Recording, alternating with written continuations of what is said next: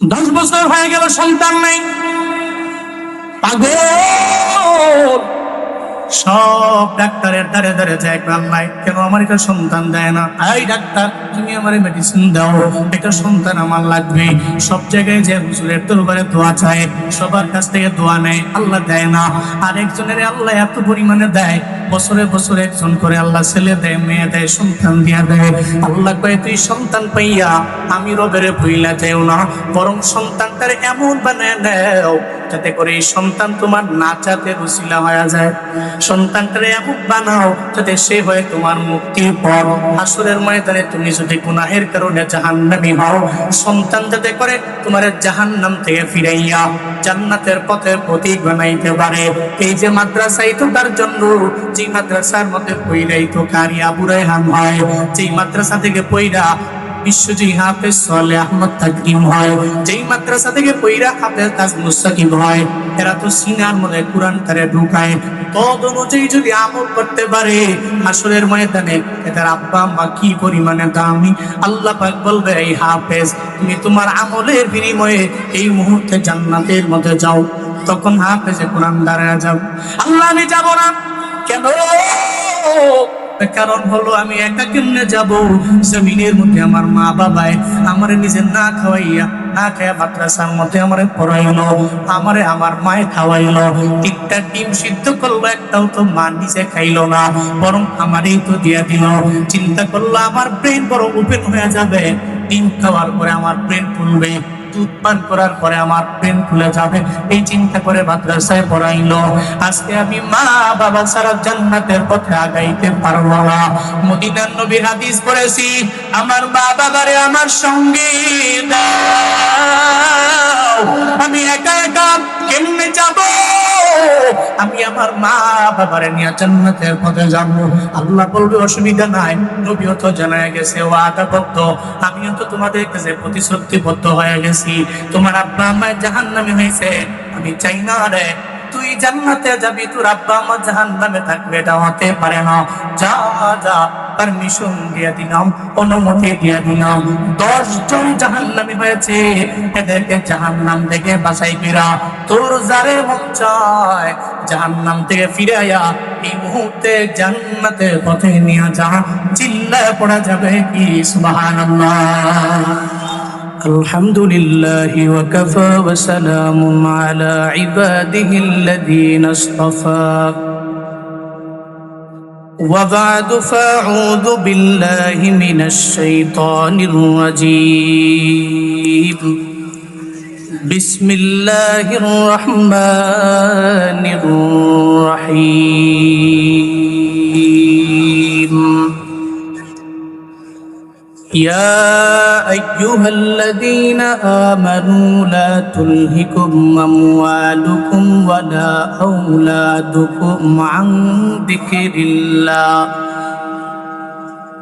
ومن يفعل ذلك فأولئك هم الخاسرون.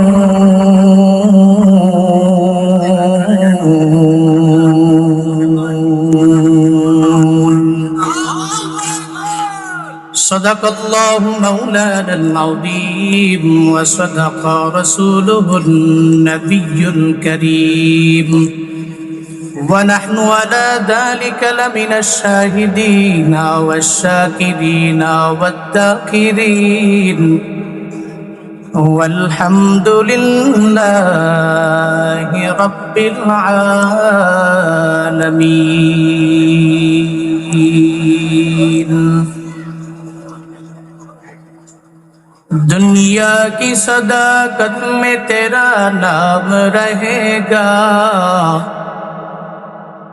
दुनिया की सदाकत में तेरा नाम रहेगा, सिद्दीक तेरा नाम से इस्लाम रहेगा, सिद्दीक तेरा नाम से इस्लाम रहेगा,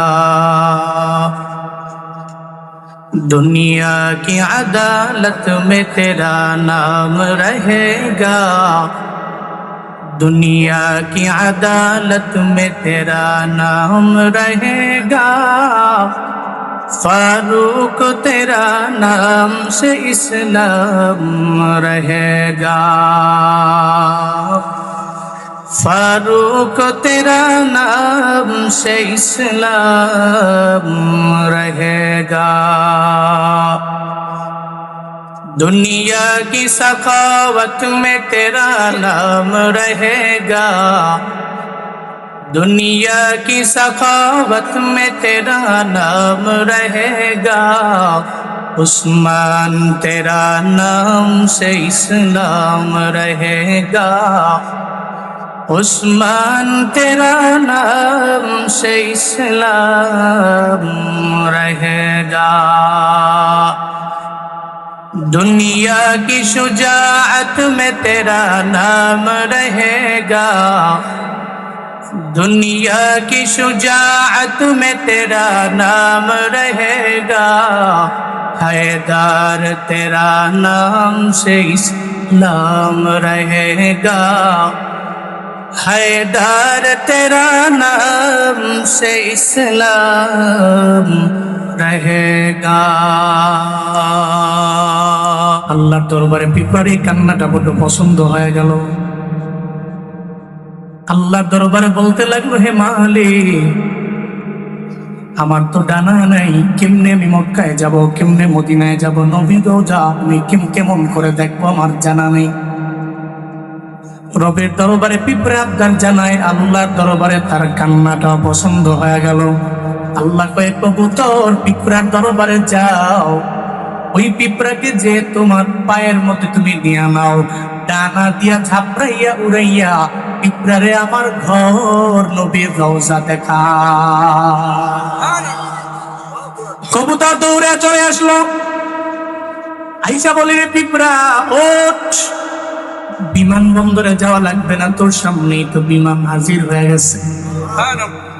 সঙ্গে সঙ্গে পিঁপড়া উঠছে, কবুতর যায় মক্কা বাইতুল্লাহ দেখাইয়া, ওই দেখ তোর মনের চাহিদা পূরণ হইল কিনা, কই হইল, ওই মক্কা দেখ। এরপরে মদিনায় নিয়ে গেল, নবীর রওজা ঘুরাইয়া জালালউদ্দিন রুমি বলে, পিঁপড়ারে পিঁপড়ার জায়গায় আইনা বসা দিল। চিল্লা বলেন, খেলা কাদের রক্তদারি বড় কামাল, আন্তা রব্বি আন্তা হাসবি দুল জালাল, তুই কাদির জলিলুল্লাহ জাহাদা, তোমার হালে তুই মেরা নগহাদা। আল্লাহ জীবনে একবার হলেও মদিনায় যাওয়ার তৌফিক প্রত্যেককে দান করেন, আমিন। আমি খুতবায় পড়ছিলাম যে সে খুতবায় আল্লাহ পাক রব্বুল আলামিন ঈমানদারদেরকে সম্বোধন করেছেন। ঈমানদার পৃথিবীতে সব মানুষের চাইতে আল্লাহর কাছে ঈমানদারদের দাম বেশি না? অনেক। তো আল্লাহ তো চায় না ঈমানদার দুনিয়ার কোনো মোহে বা দুনিয়ার কোনো লোভে পড়ে জাহান্নামে হোক, এটা আল্লাহ চায় না। আল্লাহ চায় প্রত্যেকটা ঈমানদার তার কালিমা পড়ার কারণে, লা ইলাহা ইল্লাল্লাহ মুহাম্মাদুর রাসূলুল্লাহ, এটা পড়ার পরে সে জান্নাতের মেহমান হোক, আল্লাহ চায়। আল্লাহ সূরাতুল মুনাফিকুনের এই আয়াতে বয়ান করছেন ঈমানদারদেরকে। হ্যাঁ ঈমানদার, আল্লাহ তো জানা আছে, কারণ বান্দাকে বানিয়েছেন কে? আমাদের মালিক কে? তিনি বানিয়েছেন। আবার তিনিও তো আলিমুল গায়ব ওয়াশ শাহাদা, তিনি কে? হুয়ার রহমানুর রহিম, তিনি গায়ব এবং শাহাদার ইলমের আলেম, তিনি রহমান, তিনি রহিম, তিনি জানেন। অন্তর্যামী এবং ফিউচারের খবর করে রাখেন, ভবিষ্যতের কি হবে না হবে সব কে জানে? আল্লাহ। আল্লাহ তো জানে বান্দাকে বানিয়েছেন। বান্দা তো সন্তান এবং সম্পদ পাওয়ার পরে আল্লাহকে ভুলে যাবে। সম্পদ নাই, মানুষ দেখবেন আল্লাহকে ডাকে বেশি। আবার সন্তান নাই, সন্তানের জন্য পাগল পারা হয়ে মানুষ রবের কাছে কান্দে বেশি। আল্লাহ পাক সন্তানও দিয়ে দিছে, সম্পদেরও মালিক বানাইছে। দেখবেন আগে সালাম দিত, মানুষও সালাম দিলে জবাব দিত, এখন নিজেও সালাম দেয় না, আর একজনের সালাম দিলেও নেয় না। আছে না সমাজে? সাডেনলি পরিবর্তন হয়ে গেছে, হঠাৎ করে পরিবর্তনটা। আগে সে খাইতে পারতো না, চলতে পারতো না, এখন সে ঠিক মতো খাইতে পারে, চলতে পারে, সম্পদ আছে, সন্তান আছে, অহংকারী হয়ে গেছে। মানুষকে মানুষই মনে করে না, এরকম আছে না? আল্লাহ তো জানে তুই সম্পদ পেয়ে সন্তান পেয়ে তুই রবকে ভুলে যাবি। এই জন্য আল্লাহ বলেন, ইয়া আইয়ুহাল্লাযীনা আমানু লা তুলহিকুম আমওয়ালুকুম ওয়ালা আওলাদুকুম আন যিকরিল্লাহ ওয়া মান ইয়াফআল যালিকা ফাউলাইকা হুমুল খাসিরুন।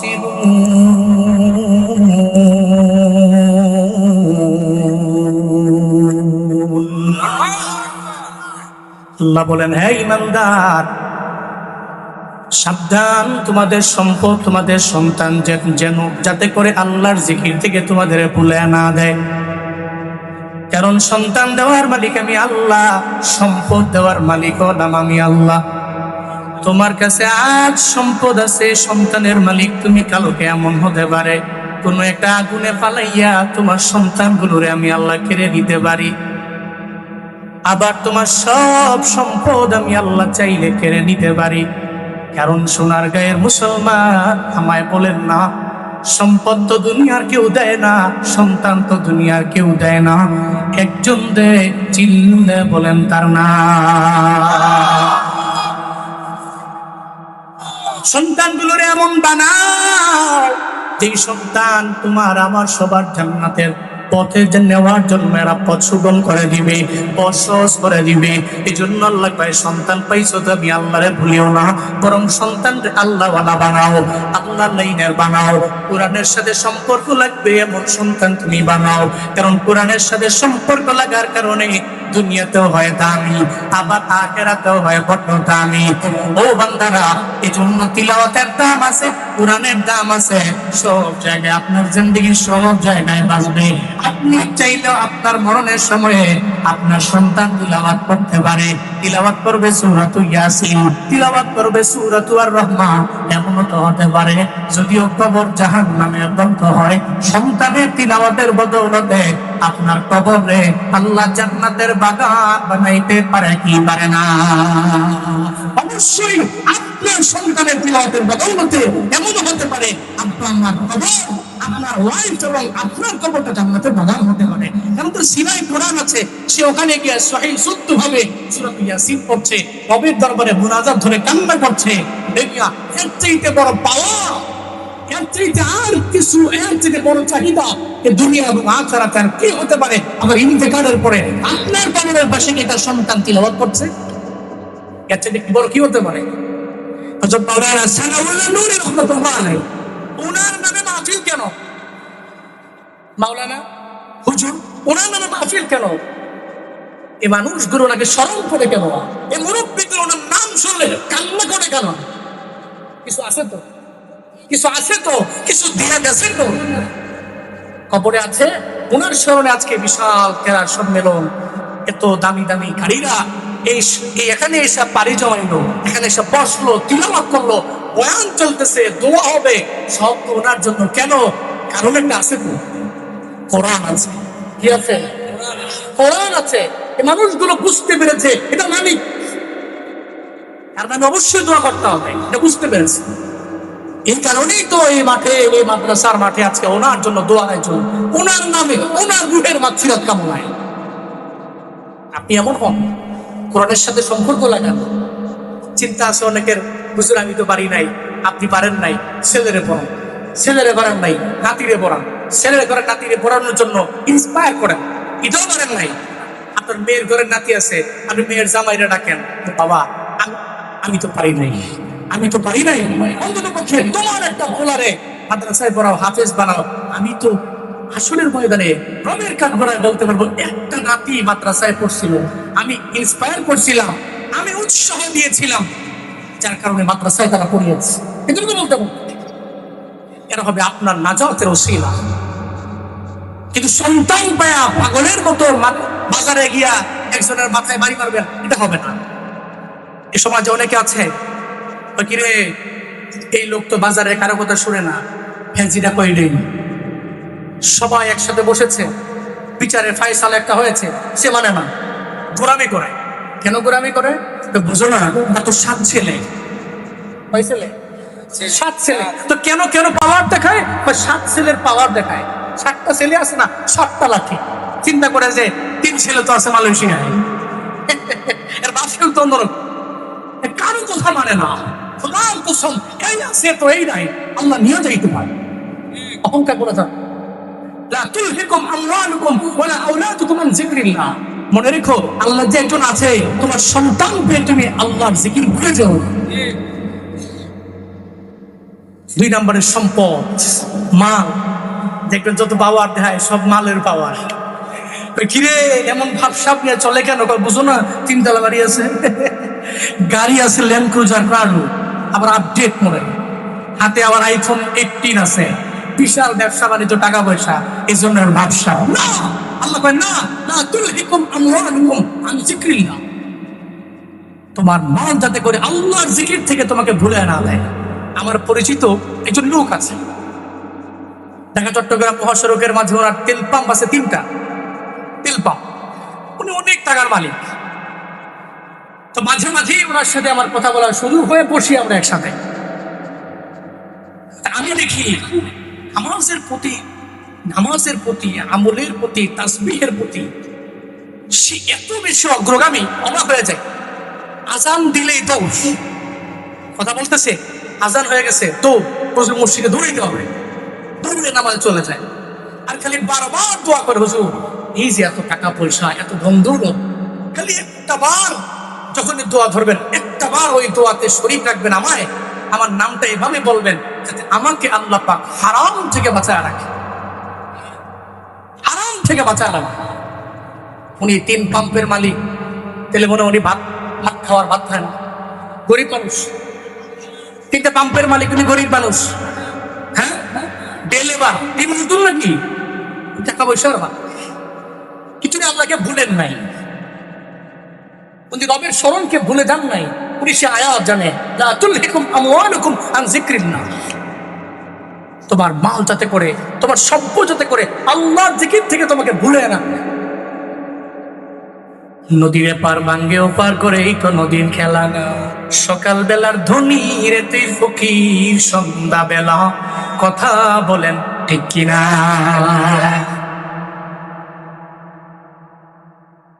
সকাল বেলা আমি ধনী, আবার বিকাল বেলা আমি গরিব। আমার কাছে এই আছে এই নেই, ধন সম্পদ এই আছে এই নেই। আল্লাহ না চাইতে পারে সব আল্লাহ কেড়ে নিতে পারে। এই জন্য সম্পদ পেয়ে জীবনেও কোনোদিন আমার আল্লাহকে ভুলে যাওয়া যাবে না। আজকে থেকে নিয়ত করে নিব, সন্তানগুলাকে আমি আল্লাহওয়ালা বানাবো, দিনদার বানাবো, এবং সম্পদ যা আছে মাল আল্লাহ পাক আমাকে যা দিয়া দিল, এগুলো আমি দান করব, খরচ করব এমন লাইনে, যেই লাইনে খরচ করলে আমার নিজের জন্য ফায়দা। কারণ খরচ করতে তো ফায়দা কোন লাইনে, দান করলে ফায়দা। আল্লাহ তো নিজে ওয়াদাবদ্ধ, ইন্নাল্লাহা আশতারা মিনাল মুমিনিনা আনফুসাহুম ওয়া আমওয়ালাহুম বিআন্না লাহুমুল জান্নাহ। চিল্লা জোরে করে পড়েন আল্লাহু আকবার, আরো জোরে আল্লাহু আকবার। আল্লাহ পাক বলছেন, বান্দারে আমি তোমাকে মাল দিয়েছি এবং জান দিয়েছি। তুমি তোমার মাল পাওয়ার পরে, জান পাওয়ার পরে, তুমি যদি জান এবং মাল আমি রবের রাস্তায় যদি ব্যয় করতে পারো, আমি আল্লাহ তোমার কাছ থেকে ক্রয় করে নিব। ইশতারো, তিনি নিজেই তো ক্রয় করবে। ক্রয় করবে কে? কই আমার আল্লাহ। আল্লাহ পাক ক্রয় করে নিছে জান, আল্লাহ পাক ক্রয় করে নিল মাল। কই আমি আল্লাহ জানও নিয়ে নিলাম, আবার তোমার মালও নিয়ে নিলাম। বিআন্না লাহুমুল জান্নাহ, এর বিনিময়ে তুমি কি পাইবা? আমি আল্লাহ জানও নিয়ে নিলাম, আবার মালও নিয়ে নিছি, এর বিনিময়ে আমি আল্লাহ তোমাকে জান্নাত দিয়া দিলাম। আতিনা ফিদ দারে দুনিয়া না হাসান, আতিনা ফিদ দারে উকবা না হাসান, ইয়া গিয়াসুল মুস্তাগীসি নাহদিনা লাফতিকারা বিল উলুমে ওয়াল গিনা।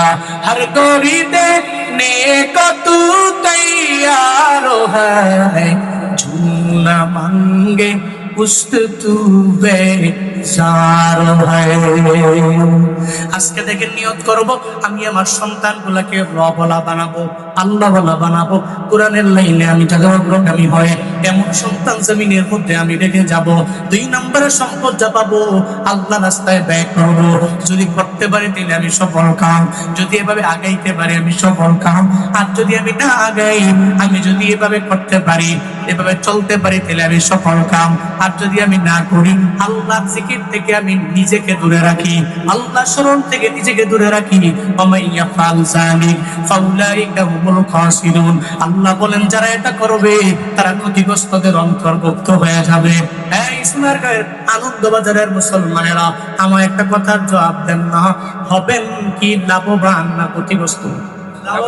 কারা কারা লাভবান হবেন? দুই হাত তুলে মাওলারে দেখা।